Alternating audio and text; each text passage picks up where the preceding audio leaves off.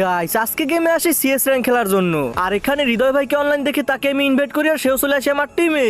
আর তাকে নিয়ে যখনই আমি সিএস র্যাঙ্ক স্টার্ট দিই দেখি যে তারা রীতি হোনারেস করি নেই। কারণটা এত সমস্যা করে আমার হনার্স করে নাই। আসো আমরা বিয়ার র্যাঙ্ক খেলে, আমার অল্প কিছু প্লাস লাগে গ্র্যান্ড মাস্টারে যাইতে। আর এখানে গ্র্যান্ড মাস্টার আছে 14,562 স্কোরে। আর আমি তার প্রোফাইলে গিয়ে দেখি যে তার স্কোর আছে 14,551, মানে মাত্র 11 প্লাস দরকার গ্র্যান্ড মাস্টার যেতে। আর এই সময় এই গেমিং জয়েন করার সেও বলে সেও র্যাঙ্ক খেলবে। আর এই জন্য গাইস আমি সোজা মেসেজটা দিয়ে চলে আসি ম্যাচে। আর বরাবর মতো এই ম্যাচে আমরা ল্যান্ড করি পিকে। এরপর দুইটা গান নিয়ে এনিমিদেরকে মারতে শুরু করি আর দেখি অল্প ড্যামেজেই তারা মারা যাচ্ছে। আর গাইস পিকের ভিতরে একটা স্কোয়াডই ল্যান্ডিং করে। তো তাদের লাস্ট একটা প্লেয়ার ছিল রিভিভ করতে আসে আর এটাকে আমি মেরে দিই। এরপর পিক ক্লিয়ার করে চলে আসি পসিনোকে।